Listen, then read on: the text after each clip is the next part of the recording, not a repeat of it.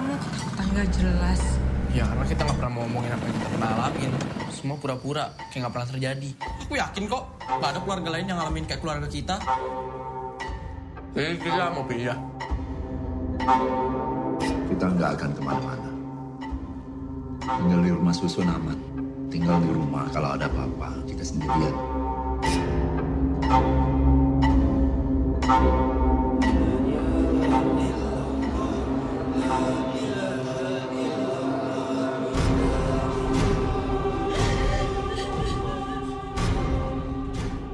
Aku rasa ada sesuatu di rusun ini. Musuh Mandara di utara. Tolong, kalau saya tidak ke sana, akan banyak orang celaka. Ini soal hidup dan mati. Dari dulu kita nggak pernah tahu Bapak kerjanya apa.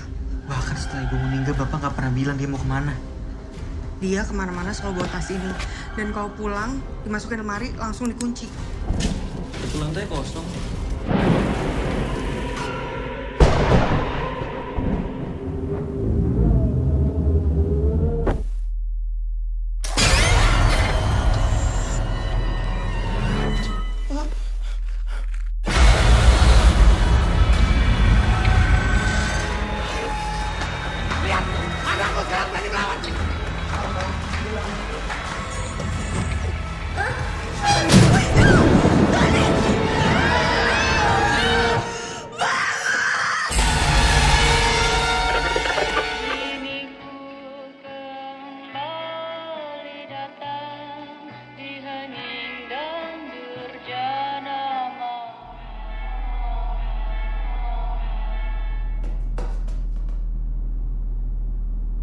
Siapa lu?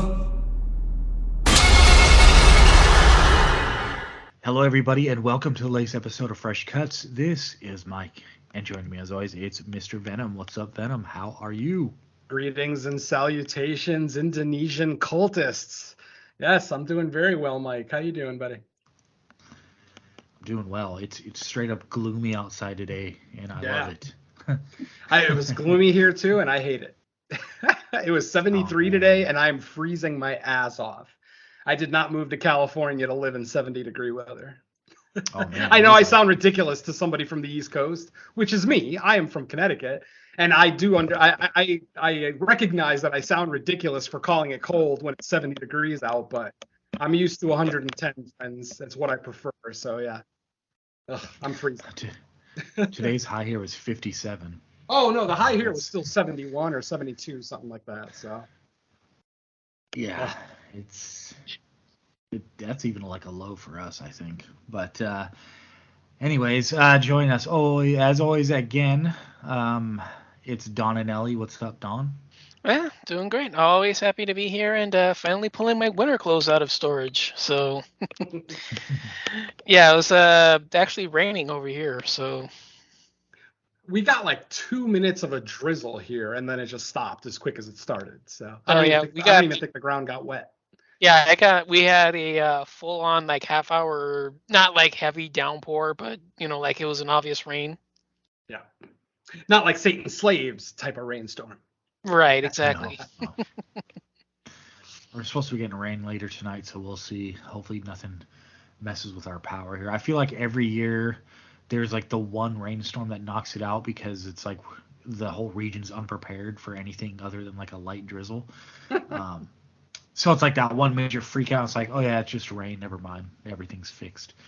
But yeah, so today we are covering.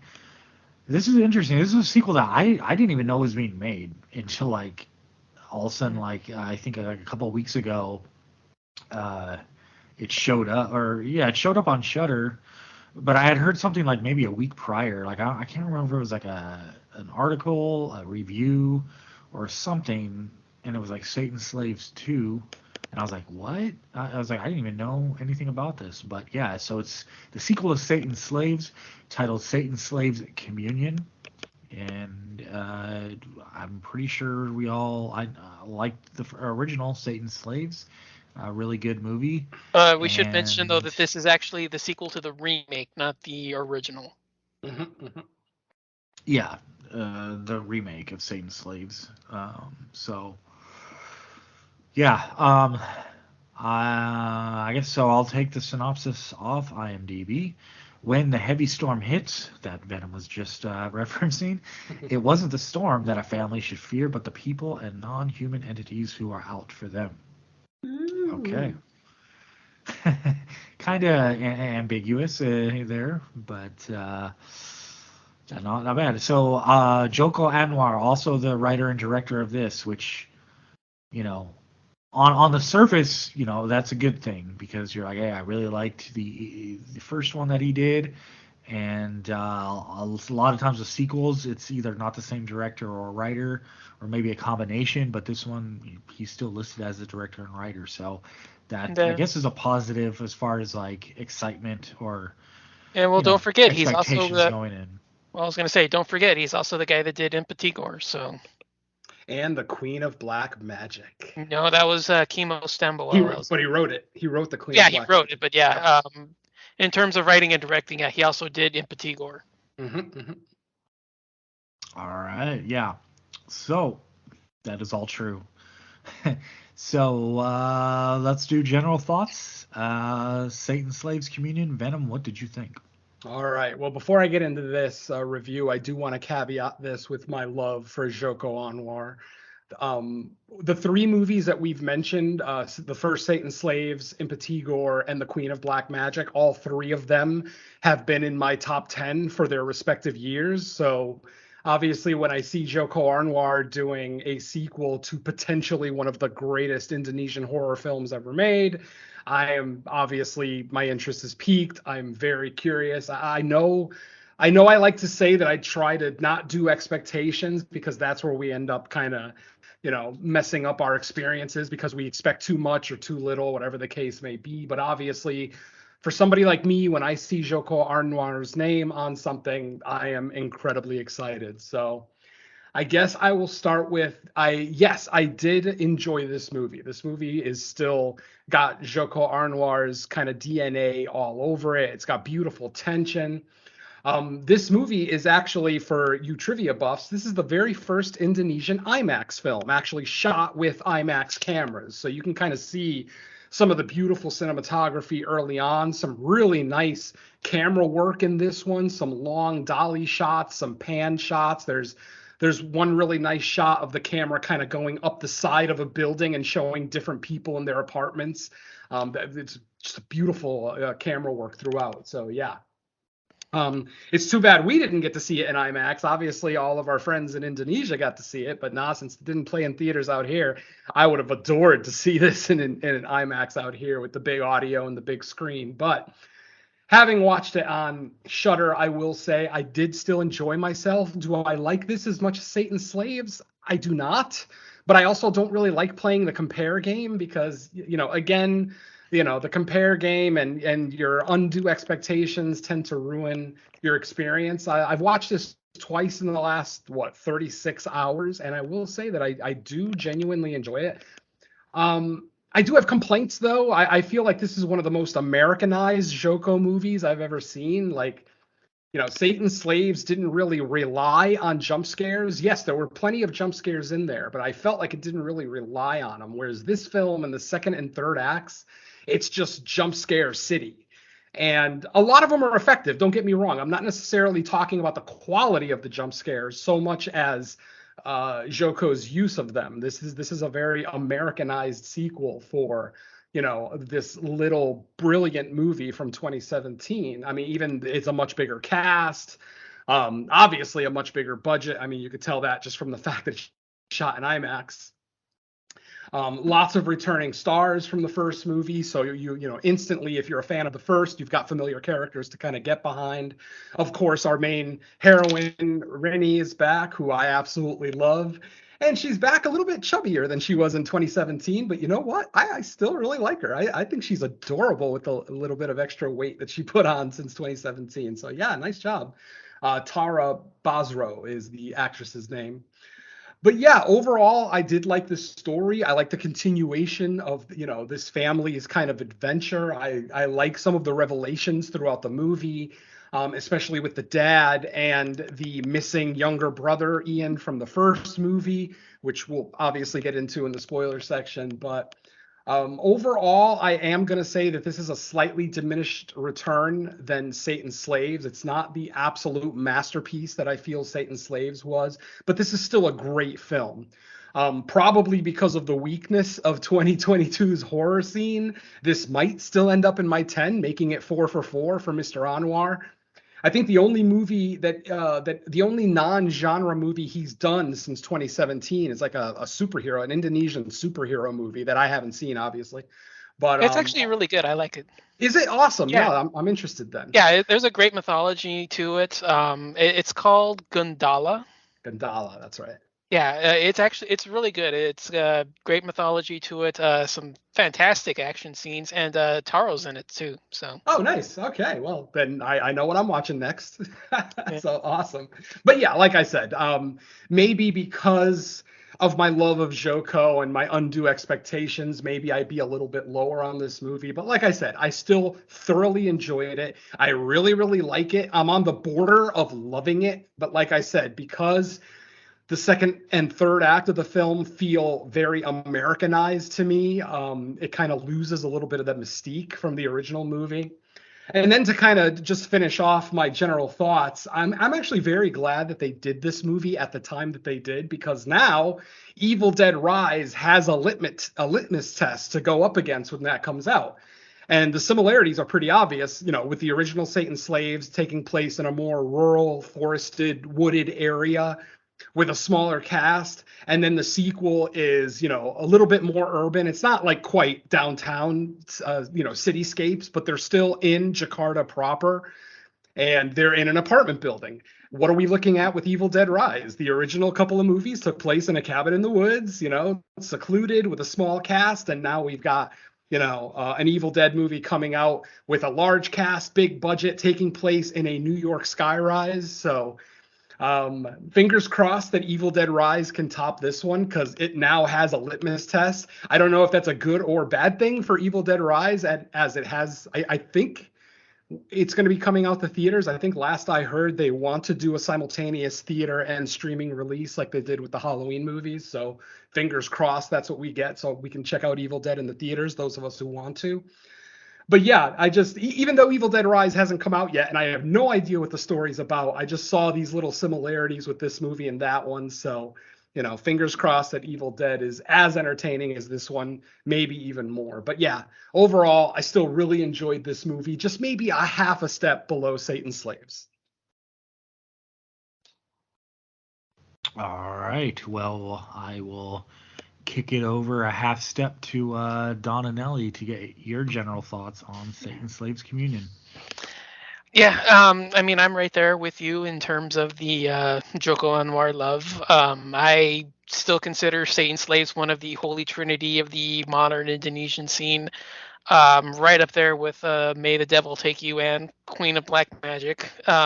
Sort of like the pillars that are holding up this modern renaissance of the Indonesian scene. So, yeah, I absolutely love the original as well. Even the original 81 or 82, I've seen conflicting release dates for the original, which I don't know which when it came out. It's I've seen 1980, I've seen 1982, so I don't know where it actually came out, because every site seems to give a different response. The most common one I've seen is 82, so I'm going with that, but I mean, who knows. But yeah, the original is just fantastic, just completely unadulterated rural horror. Mixes in the jump scares fantastically. I can't say enough good things about it. This is just a notch below. I think a lot of it is the repetitious, putting too many jump scares into it. But honestly, I don't mind it. I had just as much fun with it. I do think the original is a better movie, which is why I think a little bit more highly of it. But I still really enjoyed this one. The family dynamic is just as much fun. I love Rainey and her brothers.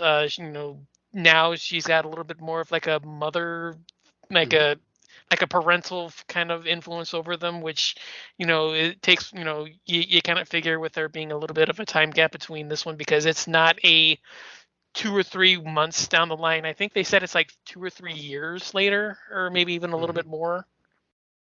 Yeah, I think it's like several years have passed. And you get a little bit of their family dynamics here. You get a little bit of the interaction with the residents in the apartment complex, which I really like because it kind of makes the second and third acts a little bit more harrowing when you finally have this much bigger cast of characters that you actually care about.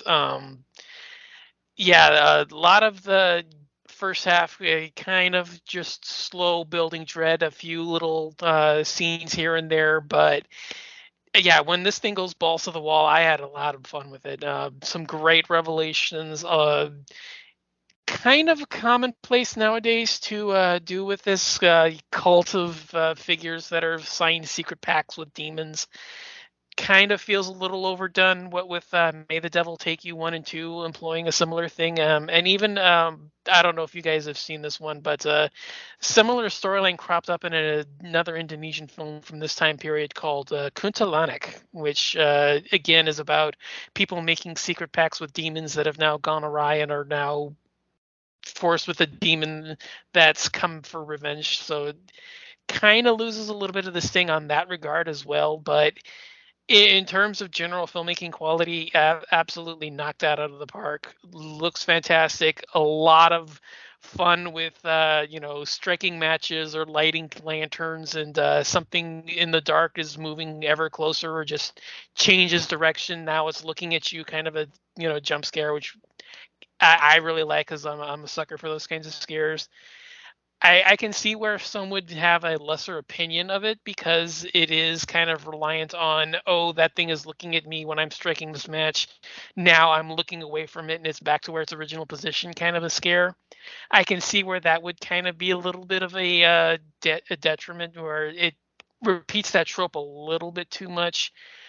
Final act kind of runs out of steam where it kind of loses a little bit of its luster, but I'm still on board. I think the overall revelation it feels kind of tacked on. The final maybe 5 minutes just feels like an add-on where it didn't really need it. But yeah, overall, still I think one of the best of the year. I'm definitely including this in my top 10 because not much else. Not a whole lot of competition. So yeah, this is I mean, unless December really knocks it out with a couple of big releases, because I can still see a couple that I've missed maybe cracking it, but yeah, in terms of overall content this year, this is an easy no doubt top 10. Maybe not top 5 like Joko's other films are.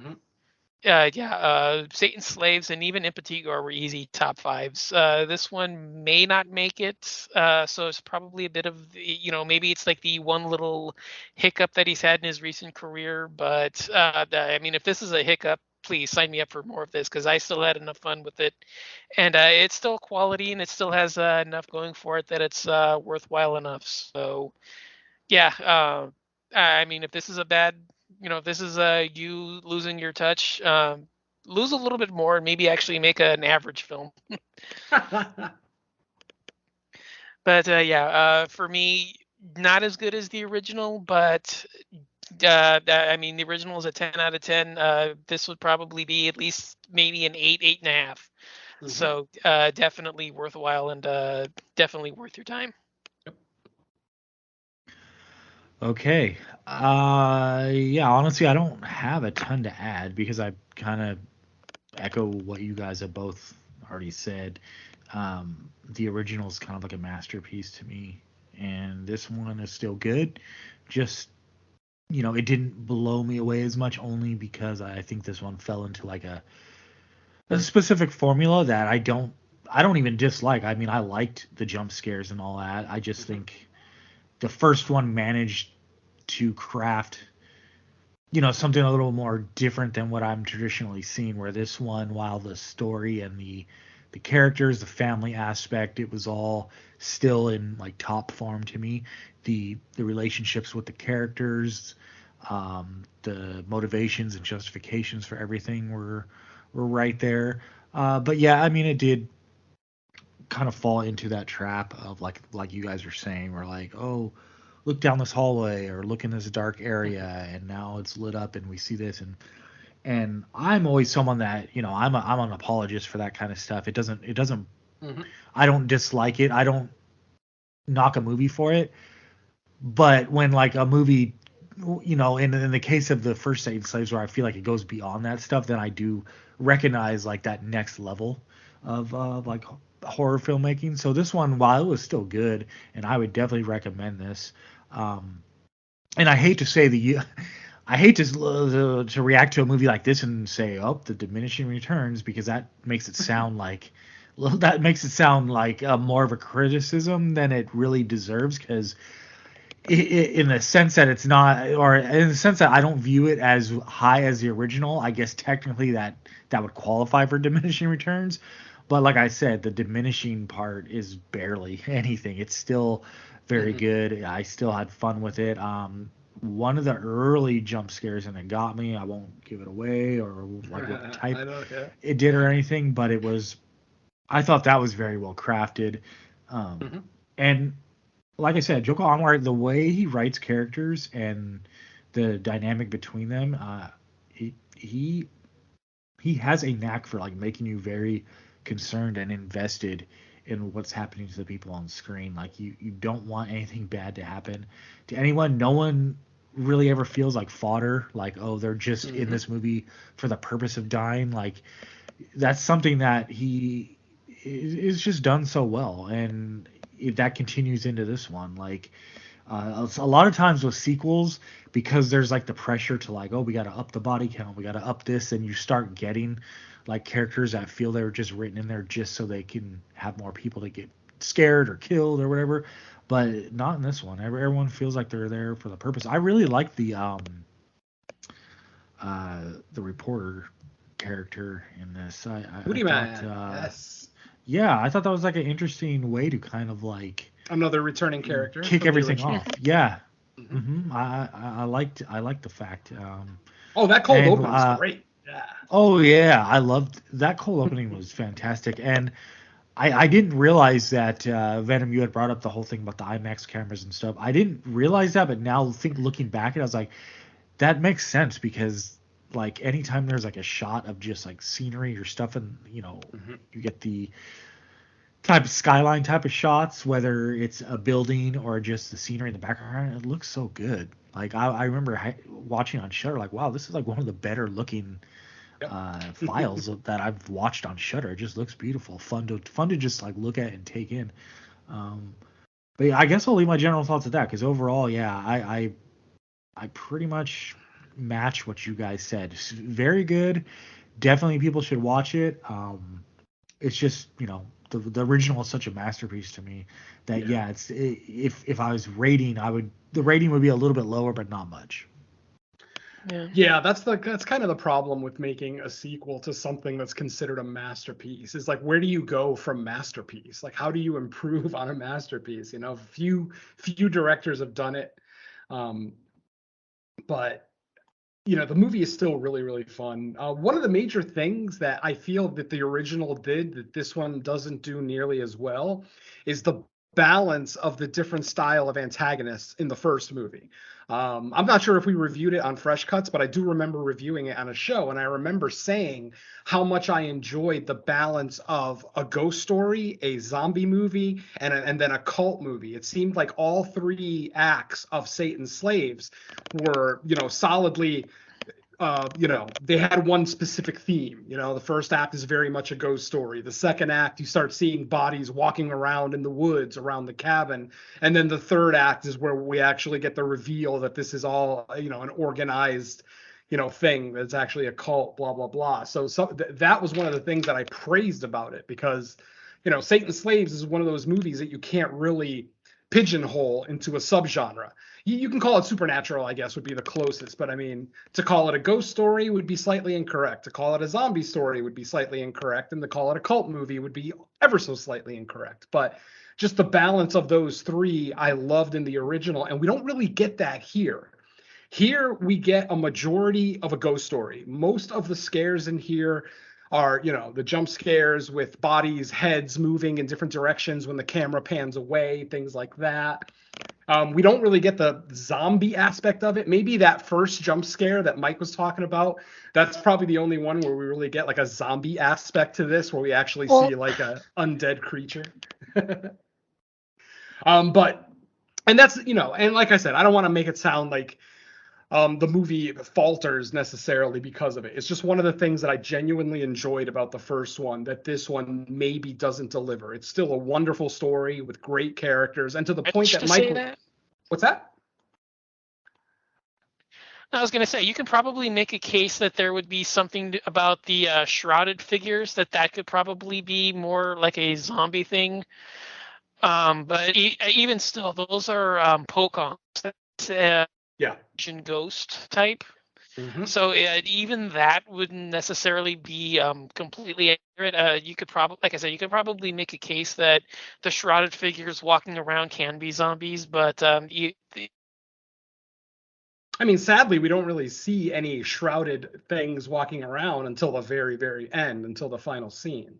That's why I'm saying that the zombie aspect of the original isn't really here. We don't really see the bodies like walking around the hall. We don't see them get up. It's always like a camera movement where the camera pans away and then pans back and they're in a different position. That's why I'm saying that maybe the zombie, quote unquote, zombie element isn't quite there. Again, not a major nitpick by any stretch. Just something that I always praised about Satan's Slaves was that balance of almost 3 different kinds of movies all in one big movie. And it's just one of the things I always praised about it. This one is, like I said, it does turn into a cult movie once we get to the end. The final act is very solidly a cult film. But again, it's the balance isn't there. The balance between a supernatural / zombie / cult movie that the original hit. So that's just like when I say this movie is like maybe just a half step below. That's kind of my main part. But a lot of the jump scares I did really enjoy. When I say that this movie is very Americanized and has maybe an excessive amount of jump scares, it's not necessarily a negative thing, because as I mentioned in my general thoughts, the jumps are still mostly effective. Like I didn't roll my eyes at any one jump scare. There's no fake jump scares in here. There's no cats jumping through windows and stupid shit like that. Like all the jumps are earned and most of them are legitimately effective. So I'll still give him his absolute credit for that. Especially in the third act when, Rennie is walking around the building, chanting her prayer. And every time she flips her robe up, suddenly there's, dead bodies around her. And then when she flips it again, they're gone. Like, I really like that. The jump scare with the little girl and her 3 friends who were killed earlier in the film when she lights the match and they're all standing around her, again, expected, but very effective. So, I don't want to make it sound like I'm downplaying the jump scares. I'm just saying that I'm surprised there's as many as there are here.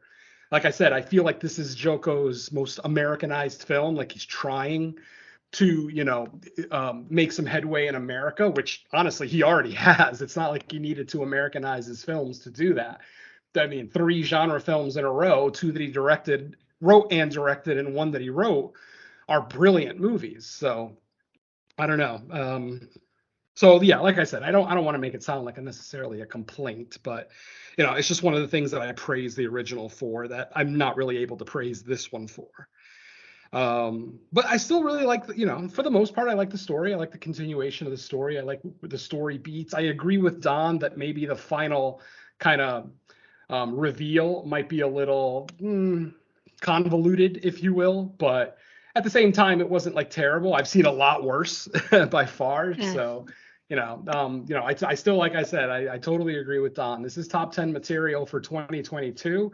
Might not have been top 10 in 2018, but here, at least as of right now, the first week of November, it's looking like it is like in the low part of my top 10. So we'll see where it ends at the end of the year. But yeah, I still, I definitely don't want to get it twisted. This is still a great movie that should be experienced by anyone who loves Asian horror.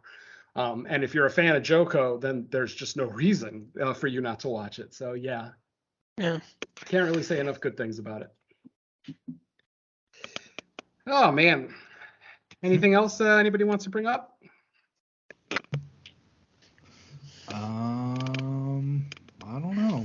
Okay, I'm good on general thoughts. Yeah, Alright. generals. Yeah, like I said, on general, I'm pretty good. So All right. Well, the walkthrough is going to be pretty weird today because I've watched it twice in the last 36 hours, but I may not have completely retained every bit of it. But the basic story that we're looking at here, our movie opens with a cold open. We see Budiman, or Budiman, however you pronounce it. He is a returning character from the original, the reporter that helped out the family, during the first series of events. He is now back, but this first scene takes place in 1955. And what's funny, or at least what I found funny, is that I kind of have a connection to this movie because this movie says that on a particular day, every 29 years, some major catastrophe happens. And what is that day? My friends, it's April 17th, Mr. Venom's birthday. So every 29 years on my birthday, apparently something awful happens in Jakarta. So I don't know if that's a good thing or not, but I just felt that little personal connection to it. So that kind of made me happy. connection or attack? Either way. So yeah, like I said, our movie opens April 17th, 1955. We see Budiman. He's been called to some kind of, I don't know if it's a church, but basically some building, off the edge of a cemetery. He meets a police officer friend of his who tells him, I need you to see something, but he's being really cryptic about what's actually going on inside the building. When they actually finally walk in, what we see is about 24 of those Pocan type, not spirits, but the actual bodies of these people that are shrouded, almost mummified when they're buried. And they're basically all in the kneeling position, all kneeling towards a very familiar character. If you remember the original movie, the character of the mother, she is back. What was her name? Ranadam, something like that. I remember her more as the mother, because that was her name in the credits on this movie and the last one. But in the film, they actually do give her a name. But anyway, yeah.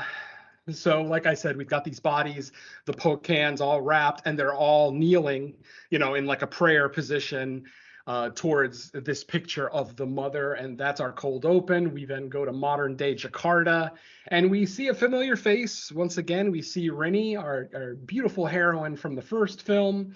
She's obviously a little bit older, a little bit wiser. She has more of a maternal instinct now, because now with her mother passing away in the first movie, and yes, folks, I'm going to be spoiling the original movie too. So if you've seen neither of these movies, by all means, pause now and go watch, at the very least, go watch the original and give this one a chance too, so that you can kind of understand what we're going at. One of the things that I mentioned, that I forgot to mention, is that I mentioned it when we reviewed Wormwood Apocalypse earlier this year, that I don't like when filmmakers make a sequel that forces the viewer to see the original.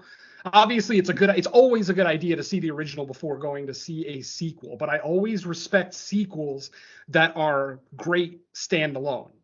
This movie is still a great standalone movie, but you're missing so much if you don't watch the original film. Even little stuff like inside jokes. I don't know if you guys noticed, but there's a scene in the film where two of the kids, Bondi and the kid who keeps getting abused by his dad, they're basically talking, and the kid's talking about how his mom is bedridden, but that they can't go too far from the building in case she needs them, and they need to be able to be close enough to hear her.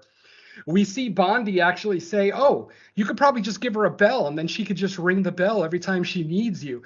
But then you see the look on Bondi's face drastically change, because he remembers the hell that bell caused his family in the first film. I'm not gonna go into it, but if you saw the first film, you know what I'm talking about with the bell. So literally, as soon as Bondi realized what he said, he's like, oh, no, forget it. Don't use a bell. The building is small enough that you should be able to hear anyway. Like, it's an inside joke that means nothing if you've never seen the first one, but I genuinely chuckled when I saw it here. Oh, I belly laughed at it. Exactly. I actually legitimately belly laughed. I actually had to rewind it a few seconds, because that was really great, that facial drop. Literally the instant the words left his mouth, he's like, oh shit, what did I say? Wait, I should have said that. So yeah, that was really cool. The facial drop. Okay. Yeah. Very, very awesome mood drop there. All right, so After a very obnoxious title card, very similar to The Conjuring, with the loud shrieking audio that scares the shit out of you if you're not paying attention. We basically, as I said, were reintroduced to Rennie, her two brothers, her dad, who obviously all survived the first movie. And obviously they're without their little brother Ian, who was taken in the first film. We don't know that he is dead or alive, but we just know that he is missing. He is taken.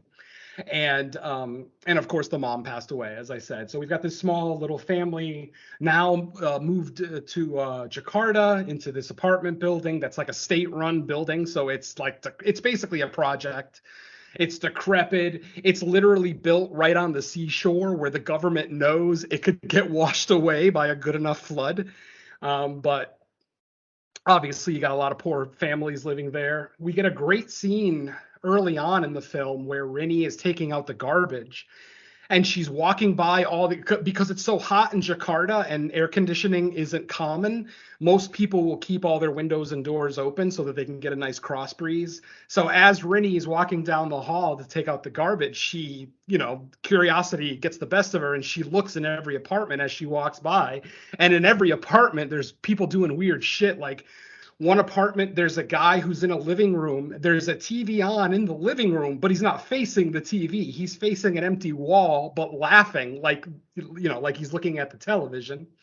The next apartment that Rennie walks by, there's an older couple where the woman is looking out the door at Rennie, smiling, and the old man, he almost looks dead, like his mouth is agape. I mean, he literally looks like he just saw something that, scared him to death.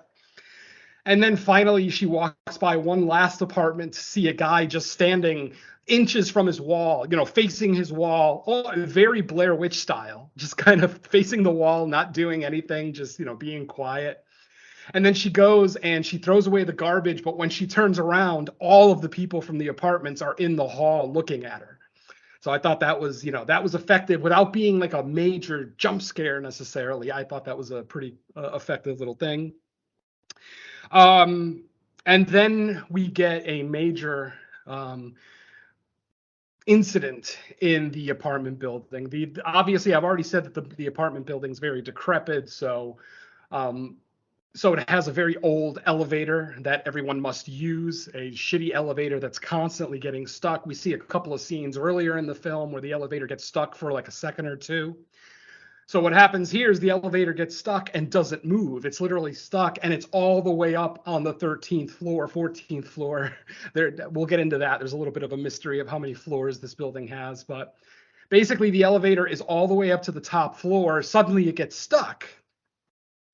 And what happens is some folks down at the bottom level of the building, they kind of force open the elevator doors, and they look in the shaft and they see that the elevator's stuck up top. So they're like, oh, fuck it, let's get out of here and use the stairs. But earlier in the film, one of the residents had dropped a bunch of money down into the elevator shaft. So now with the elevator car stuck up on the 14th floor, these four little girls that we see playing hopscotch multiple times in the film literally jump into the elevator shaft and start picking up all the coins that the woman had dropped earlier. Of course, the inevitable happens. The car starts to loosen. It starts to actually move. They are able to get Winzu, who's one of the little kids that lives in the building. He is the only one who's able to get out of the elevator car, before the doors kind of slam shut. And then literally the elevator car just goes to a free fall, 13 floors down. Luckily, of the four girls that are, kind of collecting up the money at the bottom of the shaft, one of them looks up and notices, oh shit, we got to get out of here. The elevator's coming down really fast. The other three are too busy collecting up their change. So they're not heeding this girl's warning. And suddenly we get probably the best blood splat in the movie, where the elevator shaft does indeed fall on the three remaining girls down in the shaft. And the fourth girl basically just gets drenched with a splash of blood. Probably the bloodiest scene in the movie. Yeah, I will say this movie doesn't have a lot of blood and gore, but it also doesn't need it. This style of movie doesn't necessarily need that, so I'm okay with it. Yeah, that elevator gag was still really good though. Oh, great blood splat on a little girl, like an 8-year-old girl, literally covered in blood, and then she screams at the top of her lungs. It's a very effective scene. I mean, you could look at it as almost funny, or you could look at it as sad. Either way that you take it, I think it's effective. So yeah, rock on with that scene. So like I said, the three little girls are crushed. They're basically turned into a pulp, and unfortunately, everyone inside the elevator car also dies except for Rennie's dad. He's the only one who survives. And he does get a leg injury that affects him the rest of the movie. He now has a very prominent limp the rest of the movie. So, you know, he mentions how the police were questioning him hard because he was the only survivor, almost like he might have had something to do with this. There might be something more to that, but we'll get back to that in a little bit. And basically after this, the storm starts. Basically, the town knew that a storm was coming, a major rainstorm. So basically, a lot of the residents in this building decide to kind of go more inland. They leave the building, leaving a very small cast of characters actually in the building. And most of them are dead because it's basically the people that died in the elevator. For those who don't know, in Indonesia, when someone dies, the family can just take care of the corpse themselves. They don't have to get authorities involved or anything. So we see all these families kind of, you know, doing the Pocan treatment, you know, kind of wrapping them up in bandages so that only their face is showing. They'll put coins over the eyes and then like tissue in the nostrils. I don't know why. I'm sure there's some cool reasoning for that, but I didn't find any in my research. I actually did look up death rituals in Indonesia to see if a lot of the stuff that we see in the movie was accurate. And from what I could find, it is. They do, you know, they keep the family, the person, no matter what their body condition is in, they do keep them there at their home. They wrap them, they mummify them there, and then they have, you know, the equivalent of their last rites. Obviously, you know, there's no Christians here, they worship Allah, but it's kind of the equivalent of their last rites where a holy man will, you know, basically say some kind of scripture, you know, to help their soul pass to the next life, blah, blah, blah. And then at this point, we lose power.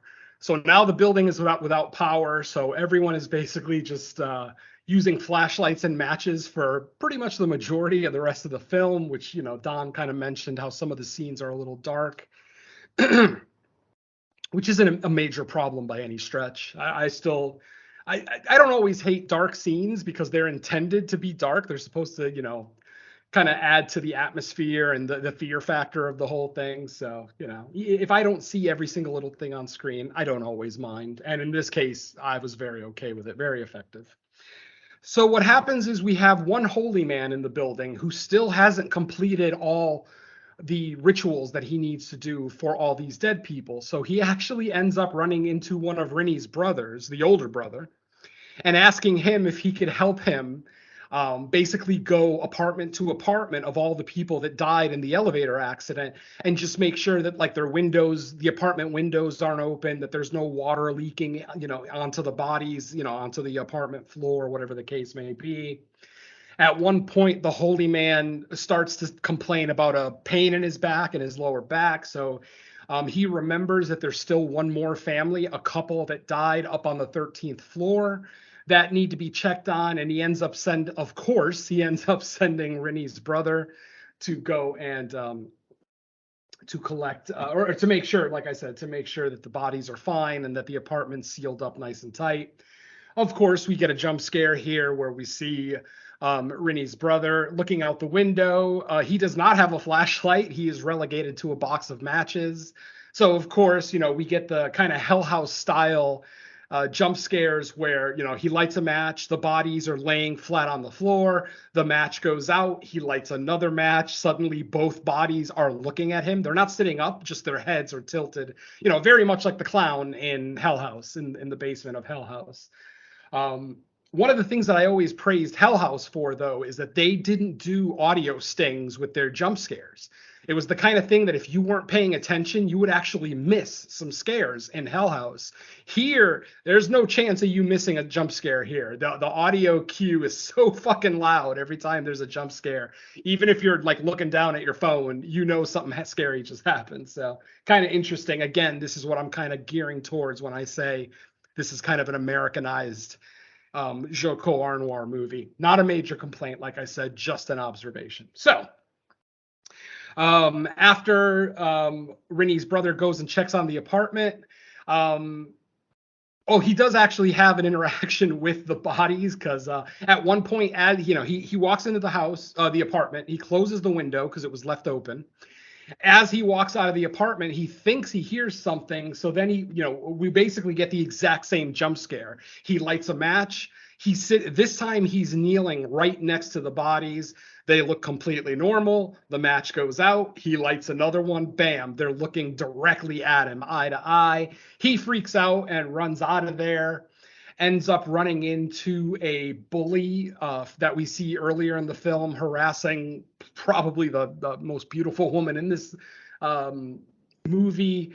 She's rumored to be a call girl. I don't think she is. I think at one point in the film, she actually says that she works at a bar or something like that, or a club or whatever. So, but she's just, she's this beautiful, well-proportioned woman, very Amazonian looking. So everybody just instantly thinks she's a prostitute, which is obviously unfair, but anyway, like I said, Rennie's little brother ends up running into this bully who had an interaction with this girl earlier. They end up breaking into a neighboring apartment. Basically, the bully kid was using a fork to kind of loosen one of the bricks in the adjacent apartment. Now, obviously, he was doing it to rob the place, obviously something nefarious behind him, trying to remove that loose brick. But in the process, he ends up dropping his fork in the other apartment, and he is not big enough to get into the hole to go back in there and get the fork. And according to him, he has to get that fork because his mother will absolutely notice that particular fork missing, and he's going to catch shit for it. So he basically asks Rennie's little brother to go through the hole for him, which he does comply after a little bit of prodding. Gets in there and starts kind of looking through the apartment. He finds the fork and hands it to the kid right away. But while he's in there, he starts looking through like photo albums and things like that. They start looking at pictures of the building in different stages of construction and, of course, deprecation too, because obviously modern day, the building looks like shit. And they realize, looking at these pictures, both in the photo album and on the wall, that this building used to be a cemetery. Yes, based on some classic pictures, a series of pictures taken every 29 years. We see this one tree, this one very distinctive tree. We see that tree in all of the pictures, but then, like I said, the first couple of pictures is the cemetery next to the tree. And then the final picture, which is the one taken in 1955, shows the building. It shows the cemetery gone, but the tree is still there and the building is there. So I'm not sure. We could be looking at a poltergeist situation, building built on a cemetery. Who knows? So nobody really addresses that point anymore after the movie, so it's kind of up to our interpretation. So after they realize that this building was next to a cemetery, and they figure out every 29 years, based on the dates of all the pictures on the wall, they figure out that every 29 years something major happens in this area. So apparently this place is haunted by Pennywise as well, which I'm on board for. I got no problem with that. I'd love to see a Joko Anwar Pennywise film. That would probably be sick as hell. And obviously the spooks continue ramping up. You get more and more jump scares. We get that great jump scare with the one little girl that survived the elevator accident. I mentioned it earlier, where once again she's lighting matches, and she lights a match, and suddenly all three of her friends in zombified form are basically surrounding her. I thought that was once again a very effective jump scare. At one point, they try to see if they can, the flooding starts getting really bad. As I said, it's been raining this whole time. And at this point, the basement of the building is completely flooded. And because of some exposed wires or a generator or whatever down in the basement, the water is electrified. So they can't even go into it if they wanted to try to get out of the building. They end up going back up into the building to see what they can find. Rennie at one point ends up opening up a cabinet in her house that her father keeps locked. She ends up stealing some keys from him while he's sleeping. She opens up this cabinet. She finds a briefcase. She doesn't open the briefcase now. She takes the briefcase with her and just starts, continuing to search the building for her brothers. The power is still out, obviously. Multiple people are separated from each other, blah, blah, blah. Let's see, where are we at this point? At this point, the girl who everyone is accusing of being a sex worker, we kind of see her final demise. Basically, she ends up getting chased down a hall by some spirits or voices, whatever it is that she sees or hears is chasing her down the hall. She ends up jumping into the trash chute to try to hide from this spirit, whatever it is that's chasing her down the hall. She jumps in the trash chute. Anybody who's lived in an apartment building knows about these trash chutes. Like every floor, there'll be like a door that you can open and throw all your trash in, and it falls down into the big dumpsters down in the basement.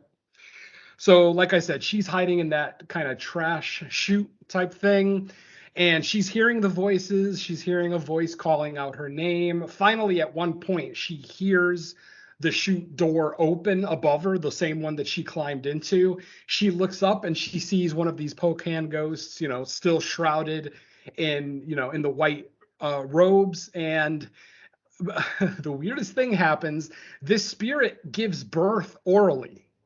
Like literally a baby comes out of her mouth. And it looks like she's birthing this baby. The baby ends up falling down onto our poor girl's face, which ends up making her lose grip. She ends up falling down the elevator chute, and at one point her body gets caught and bent in half backwards. She's actually bent backwards in the elevator, in the trash chute, basically trapped in there until somebody gets her body out because she's completely fucked. So that's the end of our pretty girl in this film. Let's see. Did you guys notice the Texas Chainsaw camera flashes that we get in this movie? Like they even use the sound effect.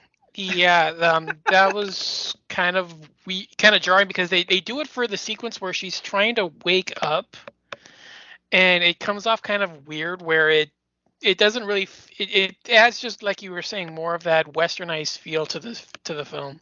Yeah, exactly. So at this point, I kind of forgot to expand on the mystery of the building floors.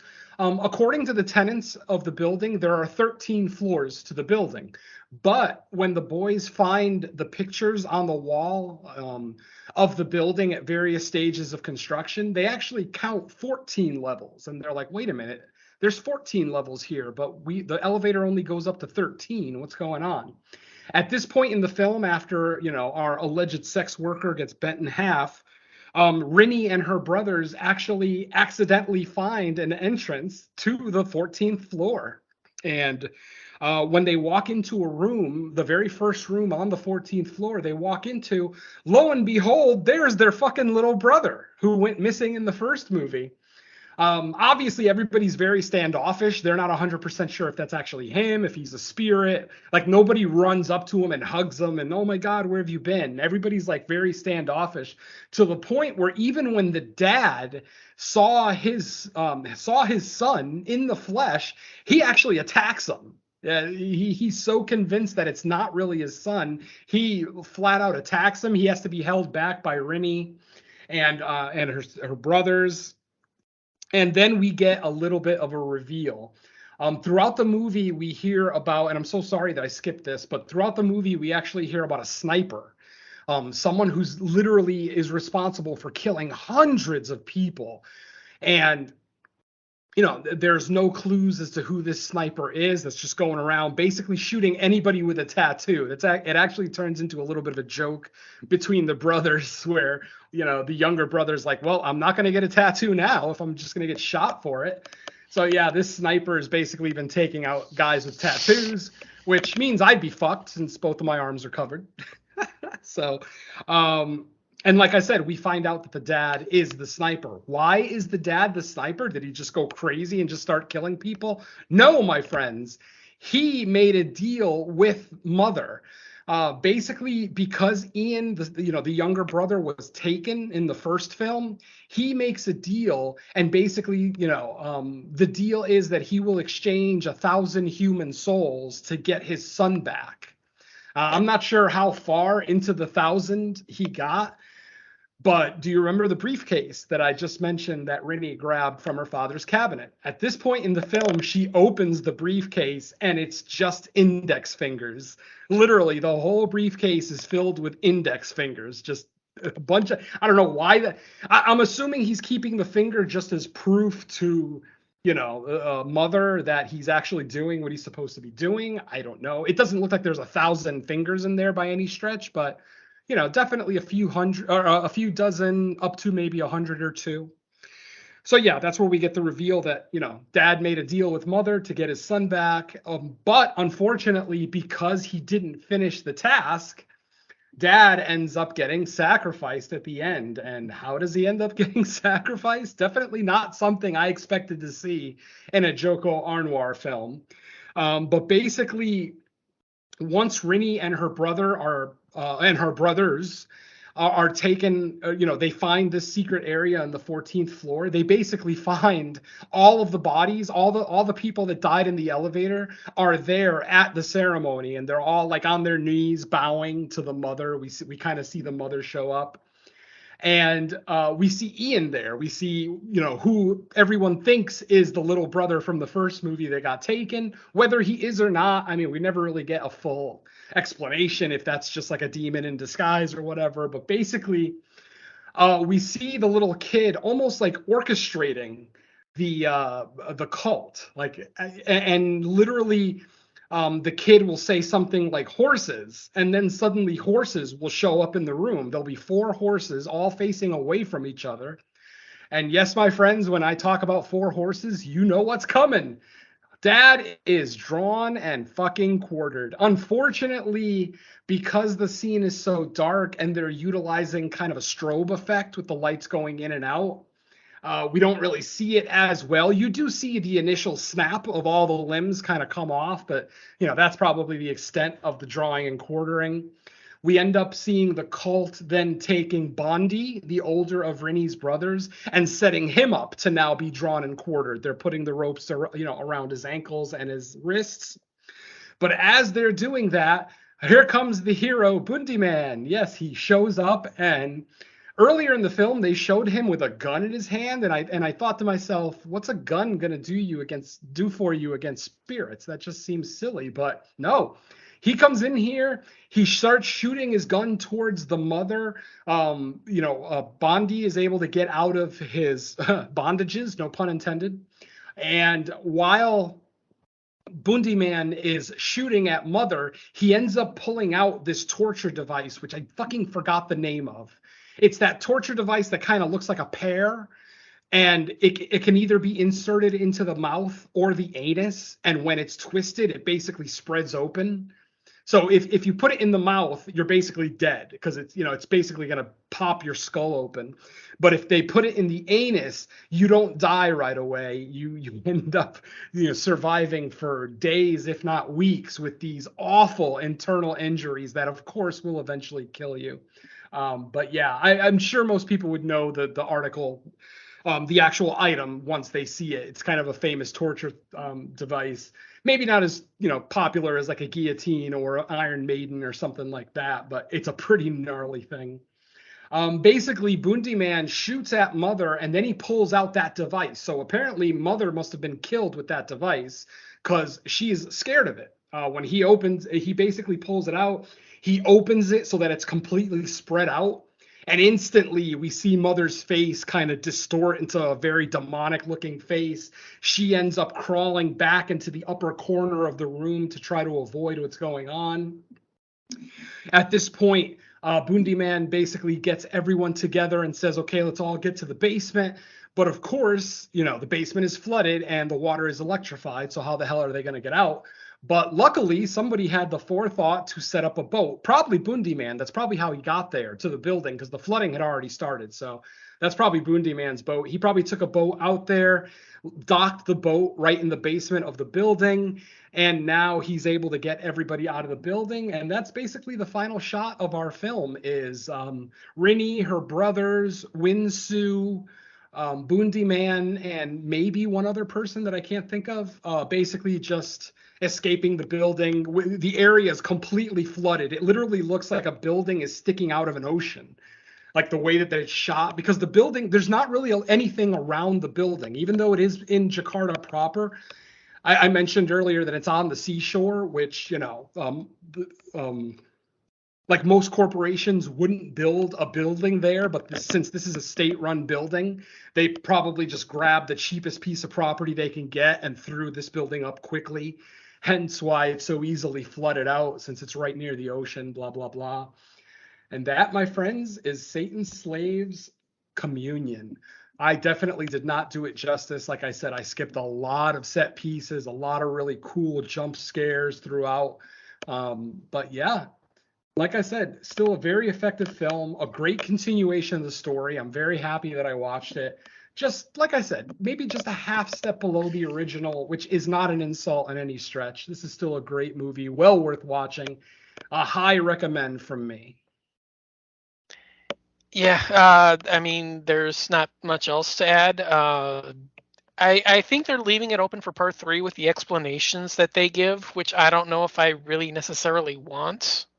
Oh, right. I forgot to give that explanation with the Yeah, cop because and everything. yeah, because there's the sequence when they're on the boat and they explain the whole ordeal.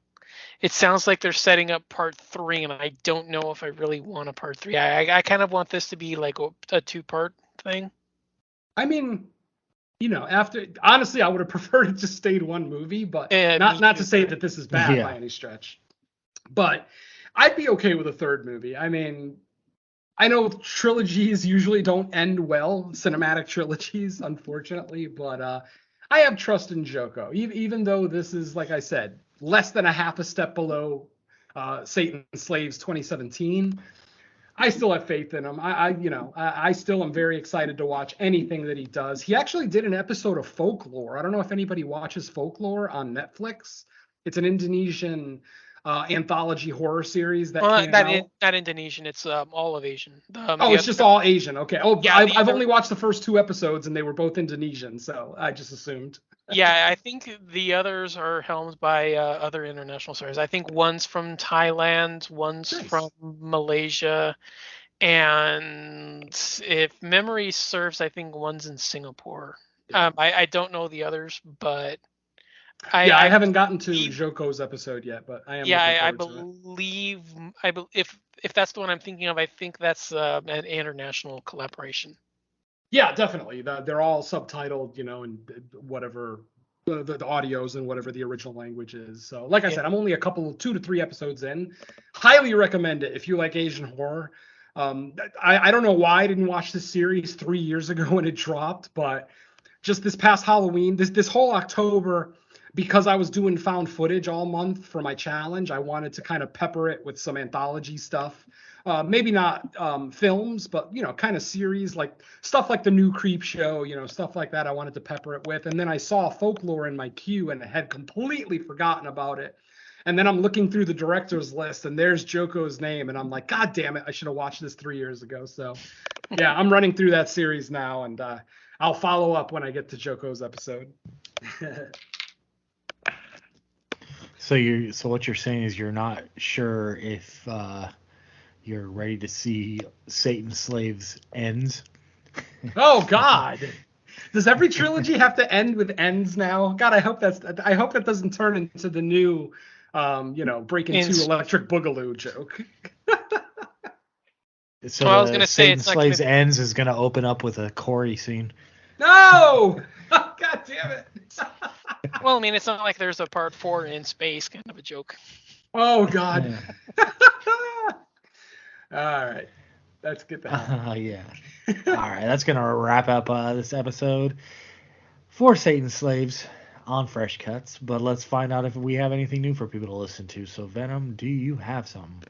Let's see. Creature Comforts episode 12 did drop last week. It is like I said, episode 12. We look at 2006's Cemetery Gates, a movie that I had never heard of before Derek brought it to the table, and it's actually a pretty enjoyable movie. So check out that episode if you can, to hear my very conflicted review of that film, but I still did enjoy it. Let's see. Crystal Lake Gift Shop episode 2 is still the latest episode with Lacey Liu as our guest, looking at the second episode of Friday the 13th, the series titled The Poison Pen. We'll be recording episode 3 very soon. Now that October is over, my free time is back to a normal amount of free time, so I can get back to recording.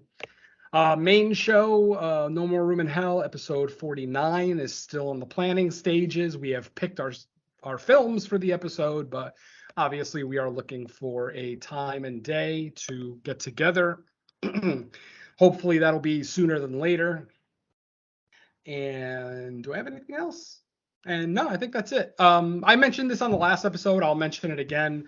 All 3 of our Cut to the Chase guest spots were moved because October just got away from all of us. And so you can look for the 3 of us to be on the 12 Days of Chasemas series on Cut to the Chase. That'll be recording and airing in December. So check those out. And various other guest spots that I can't think of off the top of my head right now. So yeah, that's it for me. All right, Don, how about you? Yeah, as mentioned, Creature Comforts is available. I believe we're also going to be in the planning stages for the next episode of that one, which should be out towards end of the month, early December, if everything falls through. Other than that, like you said, the Cut to the Chasemas thing. The only other thing I got is season 1 of the Horror Countdown. Gonna be starting up pre-production for season 2 shortly, so I'll have the episodes ready for that when the new year drops. But otherwise, not much else. All right, and for me, a whole bunch of nada. So just keep tuning in to Fresh Cuts, and then like Venom said, it sounds like from what we talked to with our other co-host Derek, that November seems pretty open with availability, at least right now. But it's deceiving because it's like we're already going to be going into the second weekend of November, and it seems like November just started. So while there is plenty of time, we do need to get something, or hopefully get something locked up, just so we know to say, hey, this is when we're recording. But it sounds like it's going to happen in November, so that's good. And then, like Venom said, we might be doing another episode of Crystal Lake Gift Shop this month as well. Yeah. So things should be picking back up very soon. But other than that, we'll be back next week for another Fresh Cuts. I don't think anything's theatrical this week, at least not wide. So it'll probably be picking something on VOD. Cool. All right. Well, with that said, thank you everybody for listening. We will be back in a week or a week-ish for the next episode of Fresh Cuts. So let's say bye to our listeners. Later. If I ever die in Indonesia, just cremate me. Please don't wrap me in bandages. Yeah, please stop making pacts with demons or the devil, because it doesn't seem to turn out very well down the road. So cut it out.